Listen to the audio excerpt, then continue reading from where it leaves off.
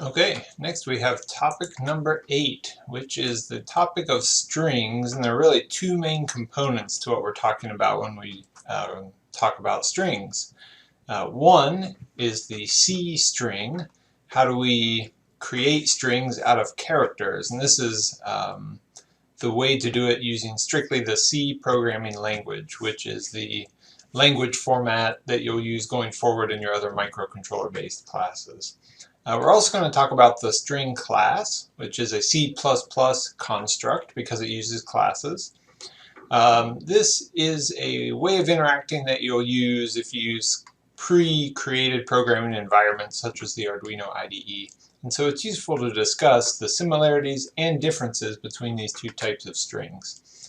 So first, let's talk about just defining strings in general.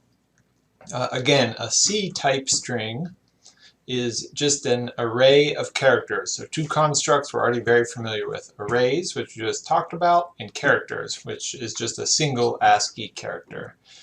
A C++ type string looks at a piece of text and you can use it more like a variable with a lot of shortcuts and its own string class that we're able to use. Notice that when you're creating these, you're using character for C strings and you're using an array indicator with the brackets, whereas the string class is its own thing, and we'll talk about that towards the end. So let's start with C strings. When you declare a C string, which is just an array of variables, it's exactly as you might expect, which is the character type and then a variable name and the number of elements of the array. But one thing to note when we talk about specifically text strings is you need to reserve one space to indicate where the end of the text is. And this is your null character. The /0 is known as the null character, and it requires one space in the array. So if you're going to need 10 pieces of, or 10 characters, you would need an array with a size 11. So the null character immediately follows the last character of the string. So if you had the characters hi space mom, M-O-M, exclamation point, in order to store that string, we need one additional spot for that null character at the end. And so that is for all C strings. What that does give us is an easy indicator of where the end of the string is. So if we started looping through this index like we've used arrays in the past, when you are looping through this and you get to an element that is equivalent to /0, you know you're at the end, so you can quit reading from a string, for example. So again, in declaring these, put the maximum amount of text you want plus 1. That additional character will be added by default after text is input, such as from a CN. You can initialize characters when the array is created, such as this example here, where a 20-element array of characters will be filled with hi there, and then a null, and then question marks, meaning we don't know what's in the elements after the text. Another way to do that is just to use the don't indicate a size, and that way it'll make an array that is whatever size the text you put here. So in this case, there would be 1, 2, 3 for ABC elements, and then a fourth element for the null character. You cannot use this type of notation where you're putting parentheses between each. That's not correct. You need to define it all at once as a string. The other thing to mention is you can place a value while you are declaring that array, such as char, my message, hi there. But if a string already exists, you cannot just load it up with the equal sign. That is not a valid way to do that. The assignment operator, which is the equal sign, does not work with C strings. So you can't just say a string equals hello.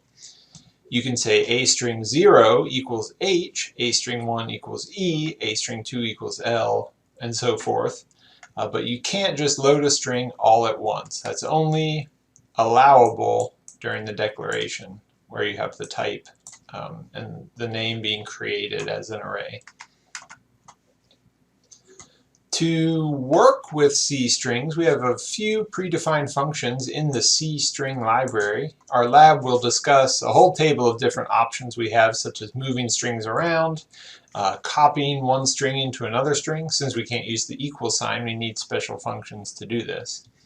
One such example, once you've included C string, is you have string copy, which will take this contents and copy it into this string. So what we were trying to do previously here that did not work, you can do that with string copy. Copy hello into that string.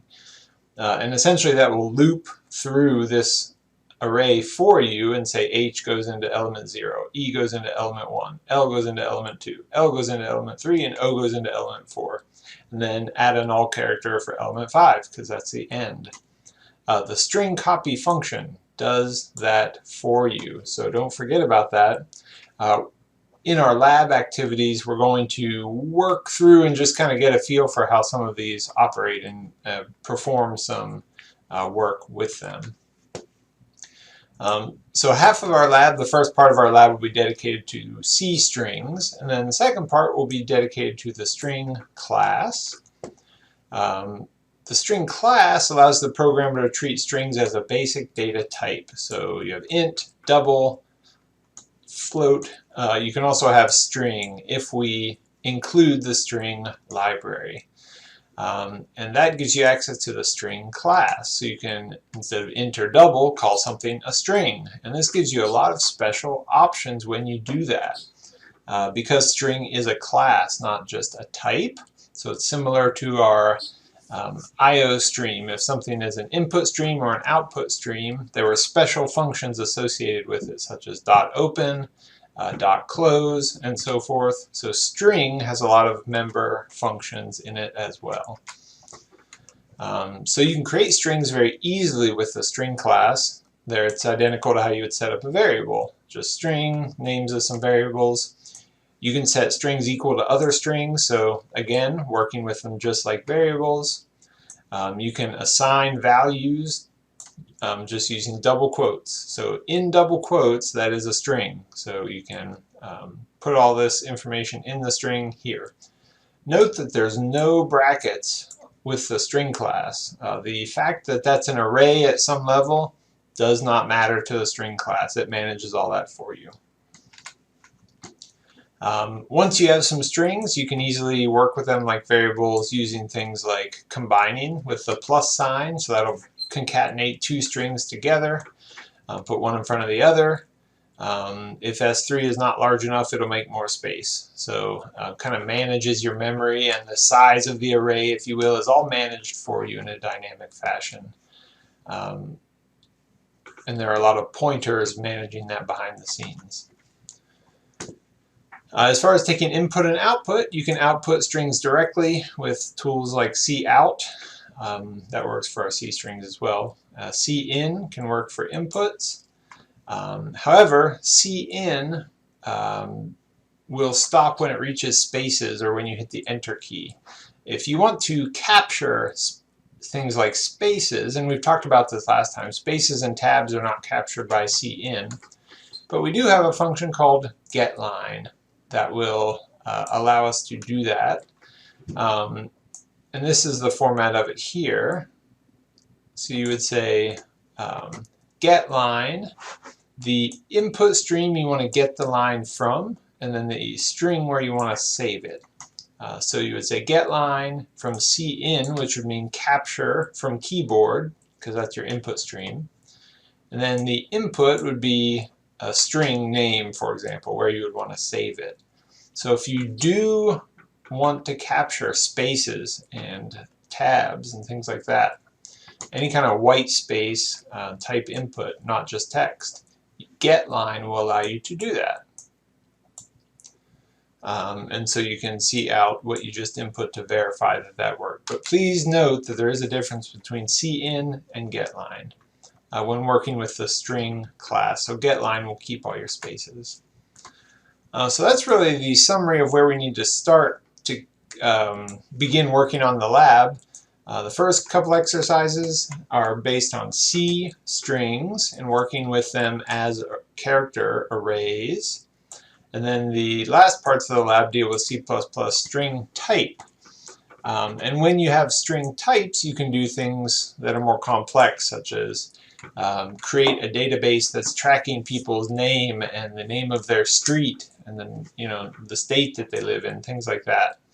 Things that are text-based and the length may vary, the string class is a very, very useful tool for managing that. So that's why we discuss it and bring it up. Even though this is Intro to C, primarily we touch on some C++ topics because of how useful they are and then because of how integrated they are with future programming ecosystems you'll be involved with.